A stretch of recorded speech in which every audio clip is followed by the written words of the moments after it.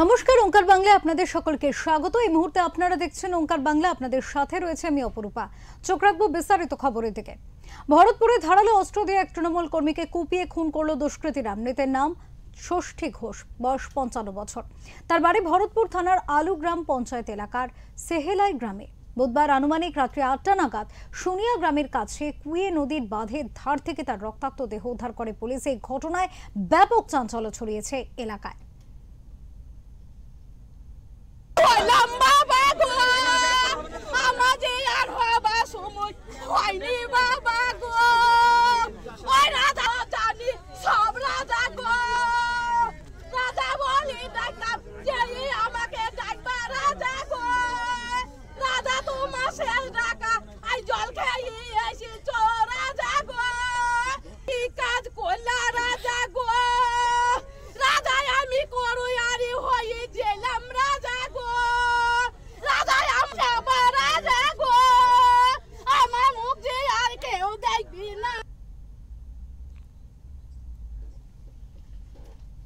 মৃতের স্ত্রী শ্যামলী ঘোষ জানান, বুধবার বিকেল 4টে নাগাদ ষষ্ঠী ঘোষ মাঠের কাজের জন্য শ্রমিক দেখতে বাড়ি থেকে বেরিয়েছিলেন।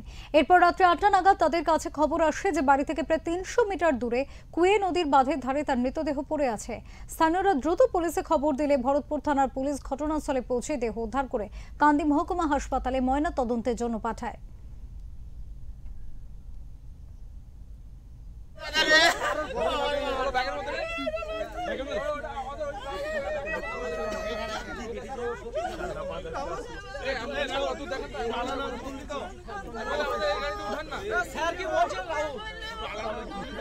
সাদা মাটিটা আলাদা রেখেছি, সাদা মাটি আলাদা আছে।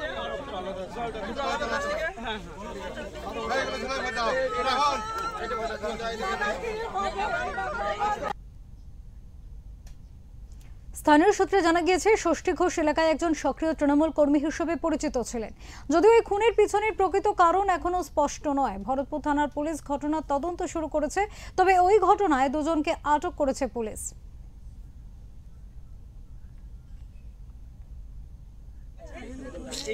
হ্যালো, অ্যাম্বুলেন্স কত দূরে?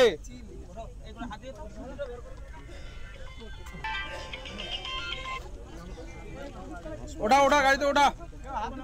ভাই বলো বলো ভাই, এই কোন জিনিস কেউ হাত দেবে না। ঠিক আছে দাদা, মিষ্টি আছে ভাই। আলুগ্রাম গিয়েছিল তো, চেনো ওকে? প্রতিদিন মানবকে ফোন করেছিলিস? হ্যাঁ, ওটা ওটা ওটা দাদি ওটা মানবকে আমিও ফোন করেছিলাম। আচ্ছা হ্যাঁ, একটু কাকার ব্যাগ তো। হ্যাঁ, তো তোমরা ব্যাগ নিও না, ব্যাগ পুলিশ নেবে। ঠিক আছে, ব্যাগ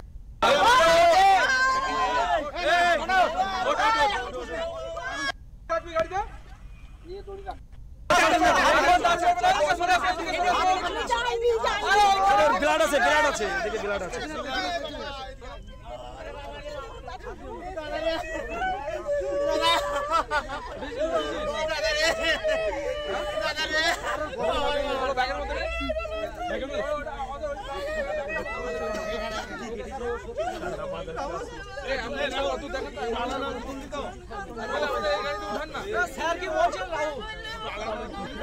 সাদা মাটিটা আলাদা রেখেছি, সাদা মাটি আলাদা আছে।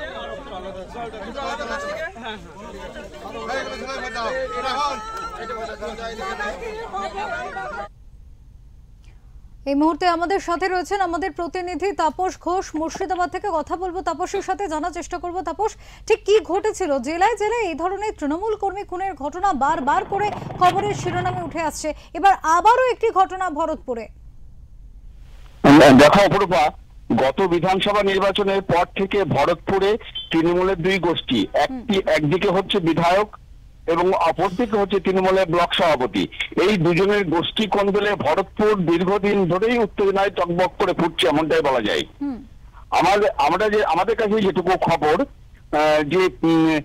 যে মারা গেছেন মৃত ষষ্ঠী ঘোষ, তিনি ভরতপুর ব্লক তৃণমূল কংগ্রেস সভাপতির গোষ্ঠীর লোক।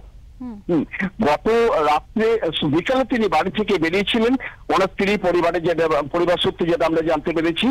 তারপর রাত্রি 8টা নাগাদ বাড়িতে খবর আসে যে তিনি তার মৃতদেহ গলা কাটা অবস্থায় পড়ে রয়েছে বাঁধের ধারে। পুলিশ গিয়ে সেখান থেকে দেহ উদ্ধার করে নিয়ে আসে। যদিও পুলিশের বক্তব্য যে এই ঘটনার সঙ্গে কোনো রাজনৈতিক সম্পর্ক নেই, কারণ মৃত ষষ্ঠীচরণ ঘোষের বিরুদ্ধে একাধিক ধারায় মামলা রয়েছে ভরতপুর থানায়। সেখানে যেমন রয়েছে চুরি, ডাকাতি, ছিনতাই এবং খুনের ঘটনাও।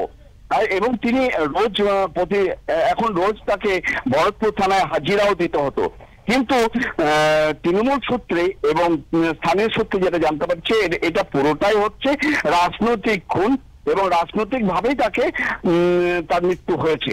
সেক্ষেত্রে যদি রাজনৈতিক বিষয়টাকে ধরে নেওয়া যায় স্থানীয়দের সূত্রে যেটা যেমনটা জানা যাচ্ছে, তাহলে কি সেক্ষেত্রে গোষ্ঠী কোন্দলের কোনো প্রভাব এই ঘটনার পেছনে রয়েছে, নাকি বিরোধীদের কোনো ষড়যন্ত্র, কি জানতে পারছো? একদম অপূর্বা, একদম ঠিকই বলেছে। এই ঘটনার পিছনে পুরোটাই গোষ্ঠী কন্দল এবং হুমায়ুন কবির যিনি ভরতপুরের বিধায়ক, তিনি স্পষ্ট জানিয়ে দিয়েছেন যে এর সঙ্গে রাজনৈতিক কোনো সম্পর্ক নেই, অরাজনৈতিক ভাবে ব্যক্তিগত কারণে তার মৃত্যু হয়েছে। যদিও ব্লক সভাপতিদের দাবি এটা রাজনৈতিক কারণে তাকে খুন করা হয়েছে এবং ওই এলাকায় প্রভাব বিস্তার করার জন্যই।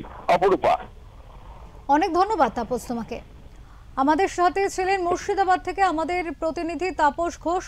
তিনি যেমনটা জানালেন যে স্থানীয় সূত্রে বা পরিবার সূত্রে যেমনটা দাবি করা হচ্ছে যে এই যে মৃত্যু হয়েছে ষষ্ঠী ঘোষ, তিনি তৃণমূলের সক্রিয় কর্মী ছিলেন এবং সেক্ষেত্রে কিন্তু রাজনৈতিক কারণে তাকে মেরে ফেলা হয়েছে। সেক্ষেত্রে গোষ্ঠী কোন্দলের অভিযোগও কিন্তু উঠে আসছে। যদিও যে নেতৃত্ব ভরতপুরের সেক্ষেত্রে হুমায়ুন কবির তার শীর্ষ নেতৃত্ব হিসেবে তিনি বসে রয়েছেন ভরতপুরে, সেখানে তার বক্তব্য যে এটা একেবারেই কোনো অরাজনৈতিক মৃত্যু, কারণ রাজনৈতিকভাবে এই মৃত্যুর সাথে কোনো যোগাযোগ নেই।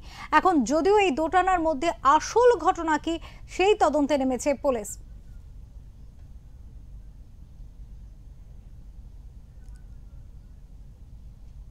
অ্যাম্বুলেন্স কত দূর? হ্যালো, অ্যাম্বুলেন্স কত দূরে?